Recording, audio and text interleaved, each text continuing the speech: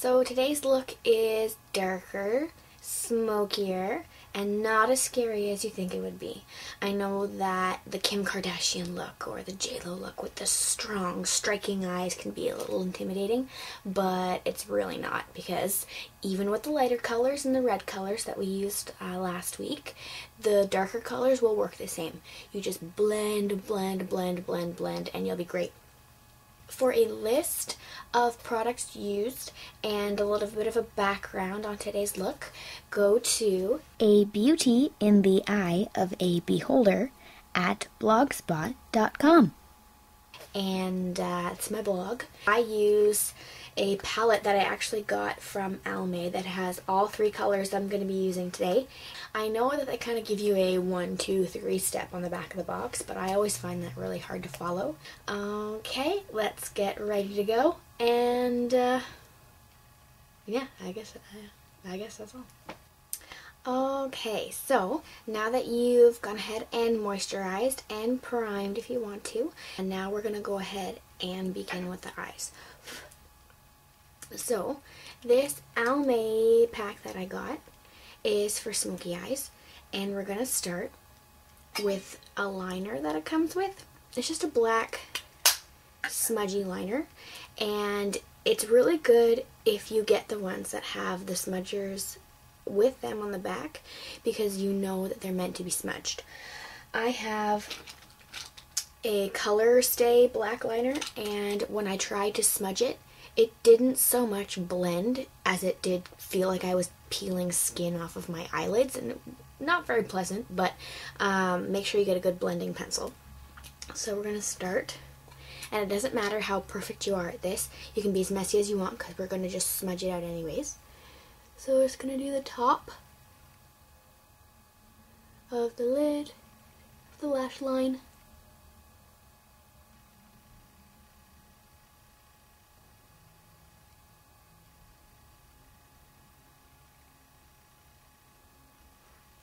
Okay, take our angled brush, and we're going to blend. Just a side note on eyeshadow brushes, the only three I would really recommend is an angled brush, one to apply the eyeshadow, and one to blend the eyeshadow. I wouldn't go overboard, you don't need to buy tons of brushes, but if you are going to, those are the three I would recommend. Okay, perfect! Get it really smudged in by the lashes, as close into the lashes so that it's all covered in there.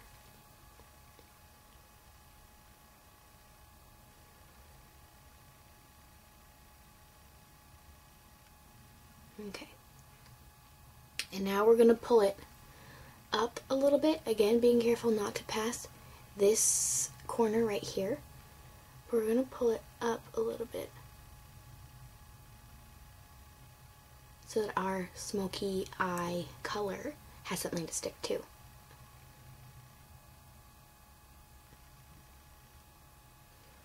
Okay, so when I open my eyes, my eyelids don't sink into my face. I have a little bit of eyelid still left here that you can see, but when you go like this, you see that there's no crease anymore, it's all flat. And some people, when they close their eyes, or when they open their eyes all the way, their eyelid completely disappears. So what you're going to do is you're going to sit naturally, and you're going to kind of see right where your crease would be.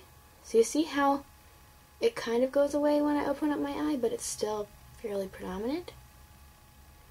So that's going to be kind of our little guide for where our crease is, so that we can still see the color and the smokiness when we open up our eyes. Because if it's beautiful when your eyes are closed, that's great. But if it disappears as soon as you open up your eyes, then what's the point? Okie doke. So with the darkest color, right here, we're going to go over where we smudged the eyeliner.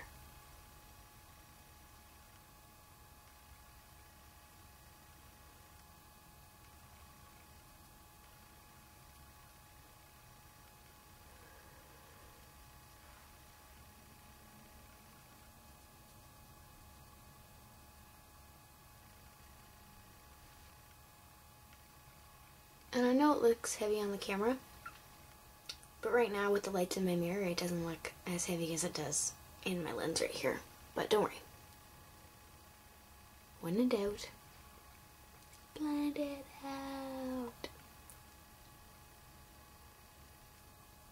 The little purpley color, this one right here,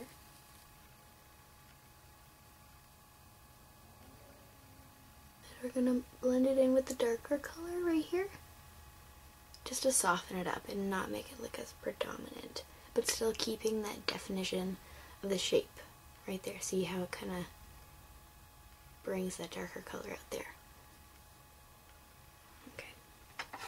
Now the highlight color right there, and put it right in here in the corner of the eye and brow bone. Bring it down, blending it in with our darker color. And we're going back in with the angled brush again that still has product on it. And like I said, like we did last time, we're gonna go just under here I'm trying to figure out a way to do it that doesn't make it look so goofy, but I don't think there is a way.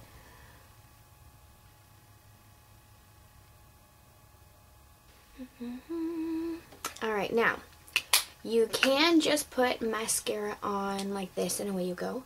But if you do want to add a little bit more drama and a little more definition to your eyes, you can go ahead with a gel pot liner.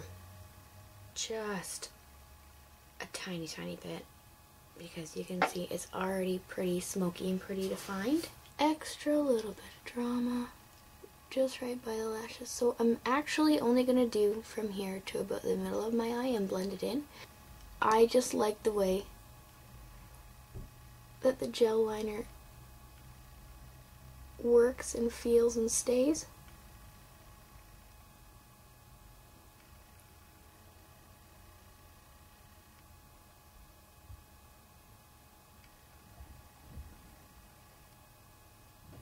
Because if you see, on this side I don't have it. Just 1 second. Sorry, it's just my brother.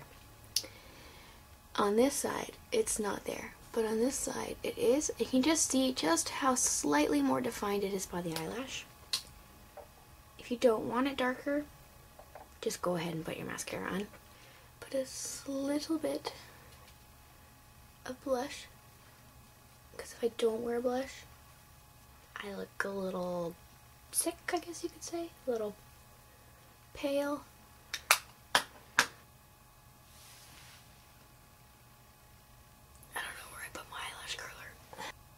So it looks like we're skipping eyelash curler today.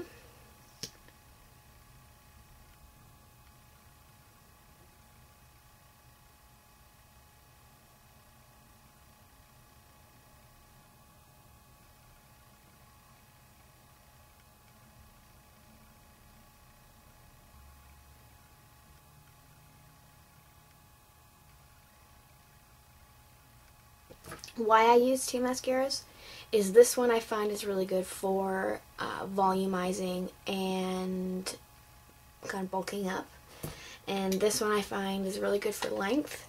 So instead of using like a white primer and a black product that come together, I find it's really chunky. I like the consistencies of these two.